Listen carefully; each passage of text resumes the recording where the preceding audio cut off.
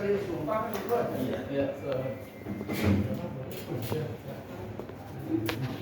Tapi ada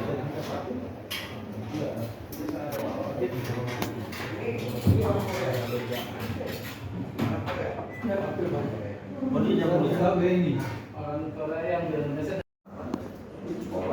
sebenarnya Pak Jaksa kalau ya dari kalau surat harus sumpah ya. Tapi kalau cuma ini dia kan disumpah nanti sama kita nih, sumpah bahwa dia harus memberi keterangan yang benar, ya. Itu pada saya rasa urusan kedua ini bukan dari pihak keluarga ya, dia sendiri ya. Enggak, dia dia kan bukan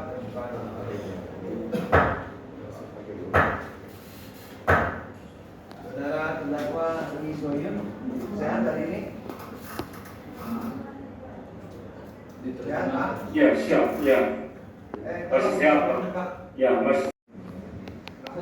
아직 괜찮습니다. Sehat ya? Biasa. Hari ini pemeriksaan perkara yang dilanjutkan. Sampai kalau dia ini pemeriksaan perkara dilanjutkan. Hari ini pemeriksaan perkara dilanjutkan.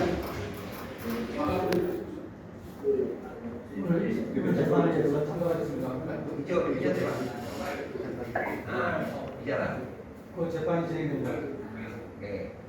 Namun sebelumnya karena 목소리가 계속 kita akan 사장님 되십니까?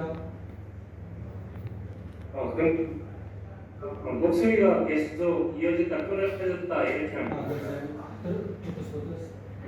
오늘 재판 일정은 검사의 예. 공소 제기에 대한 저희 측에서 사장 측에서 반론하는 순서입니다.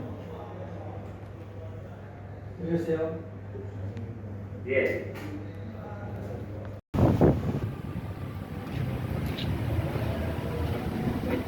Bang, sidang eksepsi hari ini seperti apa di PT? Ya, eksepsi. Dan intinya kita minta ini tidak diperiksa lebih lanjut sebenarnya karena ini persoalan perdata itu sangat terlihat dalam hal ini. Cuma kan prosesnya memang kita harus di pengadilan ini harus diperiksa. Tapi haknya terdakwa untuk menyampaikan keberatan atas proses hukum ini. Kita minta agar hakim pun sepakat bahwa ini sebetulnya persoalan perdata ya, bukan persoalan pidana. Mungkin sedikit bisa dijelaskan awal mula perkara kasus ini terjadi seperti apa, Bang? Jadi persoalannya sebenarnya hanya perselisihan di antara pemegang saham saja. Berselisih lalu melebar ke hal yang lain. Nah, karena keduanya sudah tidak saling bertegur sapa dan saling ingin memberi saham, lalu dicarilah celah-celah pidananya. Sebetulnya itu yang bagi kami sebetulnya itu perkara abu-abu. Alasan JPI untuk mempidanakan apa?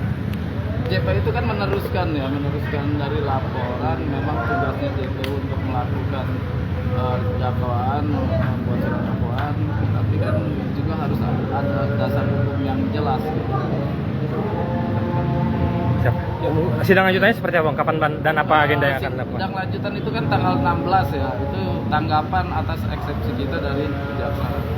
Perlu kami tambahkan, tadi kami sempat mempersoalkan kepada jaksa karena ada beberapa hal yang kami lihat bahwa jaksa itu tidak fair.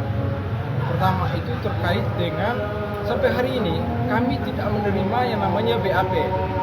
Padahal itu jelas di pasal 143 ayat 4 itu jelas bahwa ketika perkara itu dilimpahkan ke pengadilan, maka penasihat hukum atau terdakwa itu harus sudah mendapatkan BAP. Tapi sampai hari ini, sampai detik ini, sampai kami mengajukan eksepsi, jaksa belum memberikan itu dan kami sudah meminta berulang-ulang. Sebenarnya masalahnya apa? Apa sebenarnya maunya jaksa? Terus yang kedua, pembacaan surat dakwaan itu juga harus kami terima pada sudah seminggu 2 minggu sebelumnya. Tetapi kenapa surat dakwaan itu kami terima setelah pembacaan surat dakwaan di ruang sidang? Kami justru terima setelah itu.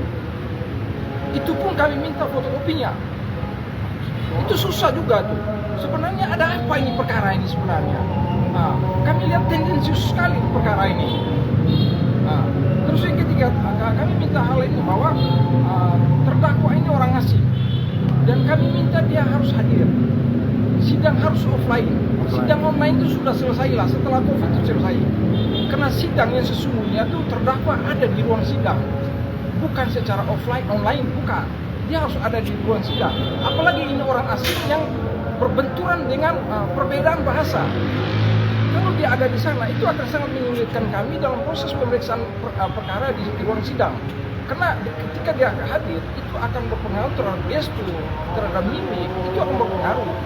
Jadi kami tadi meminta kepada majelis hakim untuk supaya terdakwa dihadirkan, tetapi jaksa masih mutar-mutar. Dari kemarin sudah kami minta, tapi jaksa masih mutar-mutar. Alasan inilah, alasan ini, minta penetapan permohonan apa segala macam. Tapi kami tetap meminta supaya itu harus dihadirkan di sini. Karena sesungguhnya sidang buku semuanya itu ada di perusahaan yang pegang, bukan klien kami yang pegang. Dan semua uang yang masuk itu sudah ditransfer semuanya. Jadi ada satu hal yang aneh di dalam dakwaan itu, jaksa mengatakan bahwa ada uang 4,3 miliar di ujungnya ada 420 rupiah diterima secara cash. Ini cacat formil sebenarnya. Hari ini di Indonesia itu tidak ada uang 20 rupiah, nggak ada. Kalau ditransfer oke, tetapi kalau diterima secara cash itu tidak pernah ada di Republik ini uang yang 20 rupiah. 25 rupiah mungkin ada 25 rupiah, tapi 20 rupiah itu tidak ada. Itu salah satu keberatan kami terhadap dakwaan yang kami anggap itu tidak cermat. Dan melihat permasalahan yang terjadi, langkah hukum selanjutnya yang akan dipilih sendiri seperti apa? Kami melihat hasil putusan jawaban dari jaksa, putusan salah besok kita lihat. Kami hanya berharap pengadilan transparan dan fair gitu loh. Karena kami lihat ini udah banyak hal yang nggak benar gitu loh. Dipaksa, sangat dipaksakan.